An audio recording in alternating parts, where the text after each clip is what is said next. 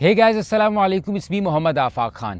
کہتے ہیں کہ اگر آپ نے کسی کے اعتماد کو تباہ کرنا ہو، کسی کی حیثیت کو ختم کرنا ہو، تو اس کا آسان طریقہ یہ ہے کہ جب وہ آپ سے بات کر رہا ہو آپ کہیں اور دیکھنا شروع کر دیں۔ جب وہ آپ سے بات کر رہا ہو تو اس کو سننے کے بجائے کسی اور سے بات کرنا شروع کر دیں۔ اس کا وہ جو اعتماد ہوتا ہے وہ خود ہی ختم ہو جاتا ہے، کیونکہ اسے لگتا ہے کہ اس کی باتوں کی حیثیت، اس کے الفاظ کی حیثیت آپ کے سامنے کچھ بھی نہیں ہے۔ بدقسمتی سے اگر آپ دیکھیں آج کل ہمارے علماء کے ساتھ یہ ہو رہا ہے، اور اس میں بہت بڑی غلطی ان حضرات کی خود ہے جو کسی پوڈ کاسٹ کا حصہ بنتے ہیں، کسی سوشل میڈیا ویڈیو کا حصہ بنتے ہیں، لیکن ان کو یہ اندازہ ہی نہیں ہوتا کہ ان کی اپنی باتوں کی وجہ سے ان کی حیثیت ختم ہو رہی ہے۔ اندازہ کیجئے کتنی بدقسمتی کی بات ہے اور کتنے شرم کی بات ہونی چاہیے کہ ایک شخص اگر عالم دین خود کو کہتا ہو، لیکن اس کے باوجود اس کی باتوں کی، اس کے الفاظ کی حیثیت نہ ہو، تو وہ معاشرے میں کیا چینج لا سکتا ہے۔ کتنا برا لگتا ہے ایک باپ کو جب اس کا بیٹا اس کی بات نہیں سنتا، کتنا برا لگتا ہے کہ استاد کو جب اس کے طالب علم اس کی بات کو نہیں سنتے۔ سوچئے کتنا یہ ہمارے لیے نقصان دہ ہو سکتا ہے کہ جب ایک عالم دین جس کے پاس مسجد کا ممبر ہو، جس کے پاس یہ موقع ہو کہ وہ معاشرے میں کوئی تبدیلی لا سکے، لیکن اسی کے الفاظ کی حیثیت ختم ہو جائے تو معاشرے میں کیسے تبدیلی آ سکتی ہے۔ واللہ یہ میرا درد دل ہے، اس کو ذرا سا غور کیجئے میری باتوں پر۔ اور یہ میں اس لیے عرض کر رہا ہوں کہ آج کل پوڈ کاسٹ کا ٹرینڈ آ گیا ہے سوشل میڈیا کے اوپر۔ ہر دوسرے بندے کا اسٹوڈیو ہے، کمرے میں بنایا ہوا ہے، پوڈ کاسٹ کے لیے حضرات کو بلایا جاتا ہے۔ ٹھیک ہے، ان کی نیت اچھی ہوگی، وہ سوشل میڈیا کی طرف آ رہے ہیں، وہ جرنلزم کی طرف آ رہے ہیں، لیکن یہ تو دیکھیے کہ آپ سے جو میزبان سوالات کر رہا ہے اور جو آپ جذبات میں کوئی بھی جواب دے دیتے ہیں، آپ کو ایسا لگتا ہے مسجد کا ممبر ہے، میں نے کوئی بات کر دی اگنور ہو جائے گی۔ نہیں، یہ سوشل میڈیا ہے، ہر چیز ریکارڈ ہوتی ہے، ہر طرح کے لوگوں تک جاتی ہے، لاکھوں لوگ آپ کی بات کو سنتے ہیں، لیکن اگر آپ کی بات سے کنٹروورسی پیدا ہو رہی ہے، آپ کے بات سے اختلاف پیدا ہو رہا ہے، آپ کی بات سے انتشار اور فساد پھیل رہا ہے، تو آپ ہرگز دین کی خدمت نہیں کر رہے۔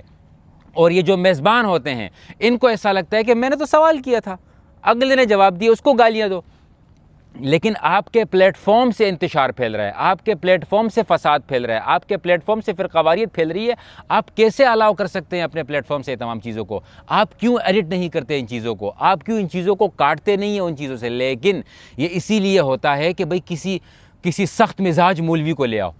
اب کسی ایسے مولوی کو لے آؤ جس نے دنیا میں باقی کچھ دیکھا ہی نہیں، اس کو اور کوئی ایکسپوجر ہی نہ ہو کہ میڈیا کیا ہے، سوشل میڈیا کیا ہے، کس طرح کے لوگ دیکھتے ہیں، کس طرح کی ویورشپ ہے۔ وہ مزے سے آ جاتے ہیں، کیونکہ شہرت تو ایک ایسی عجیب سی ہوس ہے کہ جس کو اس کی لت لگ جائے وہ تو کچھ نہیں دیکھتا۔ ان کو بلانے کے بعد ان سے بیانات لیے جاتے ہیں، باتیں کی جاتی ہے، مسائل پوچھے جاتے ہیں، کنٹروورسی کریٹ کی جاتی ہے۔ لیکن بدقسمتی کی بات یہ ہے کہ ہر بندہ تیار ہو جاتا ہے جانے کے لیے۔ بھائی آپ کے پاس مسجد کا ممبر ہے، پوڈ کاسٹ والے تو آپ کے ترلے کریں کہ وہ آپ کو ان کو 2 سال تک اپوائنٹمنٹ نہیں ملنی چاہیے کسی مولانا صاحب سے۔ کیوں اتنے فارغ ہو چکے ہیں کہ ہر بندہ پوڈ کاسٹ میں جا رہا ہے؟ ٹھیک ہے، اگر آپ جا رہے ہیں تو کہ تیاری کے ذریعے جائیے، ایک موضوع کو پڑھ کر جائیے، کرنٹ افیئرس کو دیکھ کر جائیے۔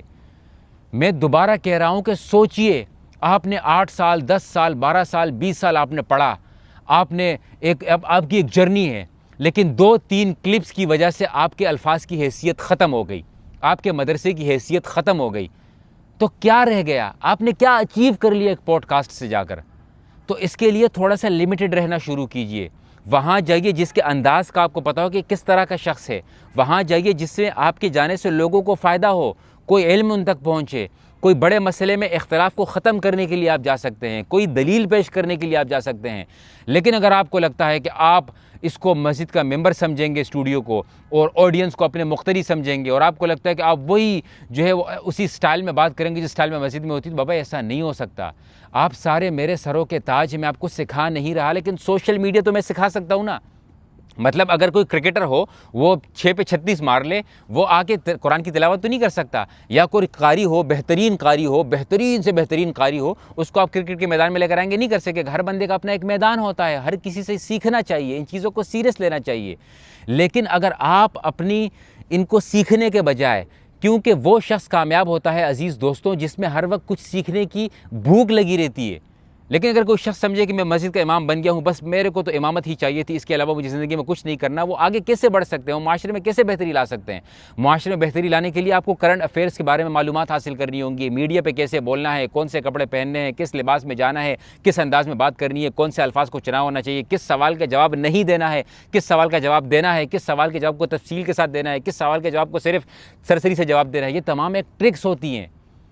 تو پلیز، ورنہ ایک وقت آئے گا واللہ واللہ واللہ اسی سوشل میڈیا کو فتنہ کہنے والے علماء اسی فتنے کا سب سے زیادہ شکار ہو رہے ہیں۔